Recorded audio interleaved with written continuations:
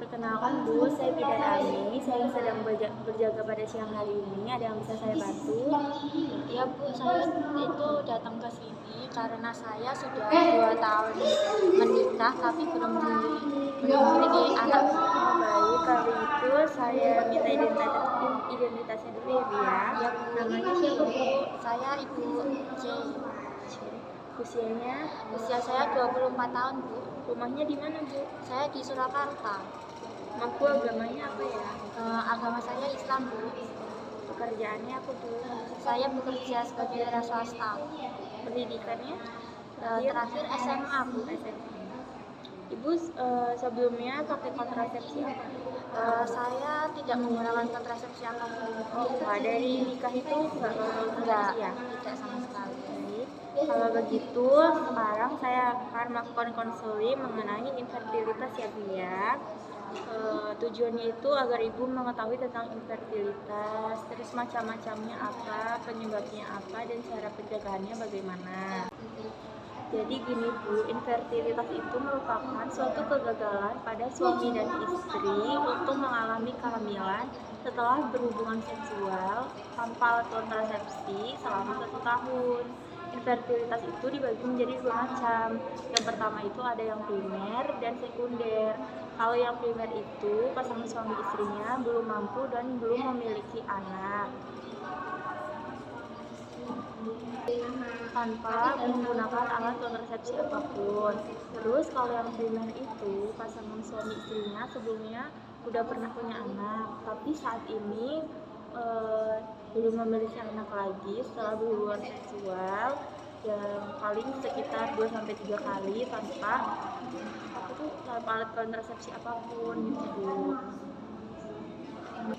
Penyebabnya itu bisa dari gangguan reproduksi Bu, misalkan ada gangguan pada serviks ibu atau rahim, terus di tuba fallopinya ada gangguan atau di sel telurnya ada gangguan. Terus kalau cowok itu biasanya gangguan pada spermanya atau saat ejakulasi, seperti itu ya Bu ya.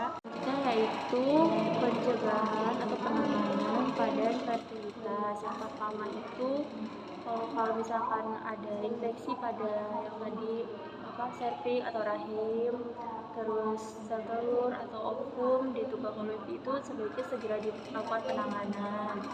Setelah itu tidak merokok, terus jangan mengonsumsi alkohol, obat-obatan, terus harus berperilaku sehat gitu ya Bu ya. Gimana Bu? Udah jelas belum? Sudah Bu. Ada yang mau ditanyain nggak Bu? Tidak ada. Baik, kalau begitu jika ada pertanyaan atau nanti ada yang perlu dibutuhkan bisa ke saya lagi ya Bu ya. Iya Bu. Terima kasih ya Bu Fida. Ibu, sama-sama. Assalamualaikum Ibu, perkenalkan saya Bidan Anissa yang berjaga di klinik ini hari ini. Benar ini dengan Ibu D? Iya. Ibu D nanti akan menjalani kemoterapi ya Bu? Iya. Maka dari itu saya akan menjelaskan beberapa informasi tentang kemoterapi yang akan Ibu jalani. Nah, di sini kemoterapi yang akan Ibu jalani ini itu tujuannya sebagai terapi kuratif, juga bagian dari terapi paliatif atau untuk stadium lanjut nanti, atau juga sebagai radiosynthesis. Nah, cara pemberiannya kemoterapi ini itu dapat melalui mulut, terus juga melalui pembuluh darah, perut, dan juga melalui intrakavitas Bu. Kemoterapi sendiri ini itu merupakan pemberian obat anti kanker atau sitostatika yang tujuannya untuk membunuh sel kanker yang ada di ibu ya Bu. Jadi Bu, untuk indikasi dilakukan kemoterapi ini itu ada 3. Yang pertama itu ada adjuvan Bu. Adjuvan ini kankernya itu masih stadium awal atau stadium lanjutan lokal setelah pembedahan. Yang kedua itu ada neoadjuvan Bu. Neoadjuvan ini itu kankernya sudah kanker stadium lanjutan lokal.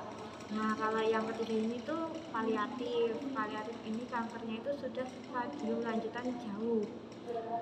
Jadi Bu, dalam melakukan kemoterapi ini itu ada kontraindikasi atau ketika kita tidak boleh melakukan kemoterapi pada ibu, itu yang pertama adalah status keadaan ibu yang sedang buruk, mungkin sedang sakit berat, atau mungkin ada penyakit lain yang berat sifatnya, itu kita tidak bisa melakukan kemoterapi pada ibu. Nah, untuk nanti setelah kemoterapi itu ada beberapa efek samping. Yang pertama, kemungkinan ada alergi. Nah, alerginya ini bermacam-macam, ada yang terkena alergi ringan, sedang maupun berat Bu. Selanjutnya ada ekstravasasi obat, itu nanti ada kebocoran obat, mungkin ada pembuluh darah yang pecah gitu. Selanjutnya untuk efek samping pasca kemoterapi dini itu ada mual muntah, dehidrasi, stomatitis, ataupun gangguan pembuluh darah. Selanjutnya untuk efek nantinya itu kemungkinan bisa terkena itu gangguan darah dan juga gangguan jantung, mungkin juga gangguan syaraf, terus mungkin ada gangguan ginjal juga, atau juga bisa mengalami kerontokan rambut Bu. Jadi Bu, untuk pemberian obatnya, nama pemberian obatnya itu nanti kita sesuaikan dengan saran atau anjuran dari dokter. Nah, untuk setelah melakukan kemoterapi ini nanti akan ada jadwal-jadwal terapi selanjutnya sesuai dengan saran dokter. Maka dari itu ibu harus mematuhi jadwal terapi agar ibu segera sembuh ya Bu. Untuk jadwal nanti kita mau minta kontak person yang bisa dihubungi untuk kita bisa menghubungi ibu sebelum jadwal terapi selanjutnya ya Bu, agar ibu tidak lupa untuk jadwal terapi selanjutnya. Bisa saya minta jadwalnya, minta nomornya maksud saya. 08123445. Ya, baik Bu, terima kasih. Mungkin ini yang bisa saya jelaskan kepada Ibu. Apakah ada yang ingin ditanyakan? Nggak ada.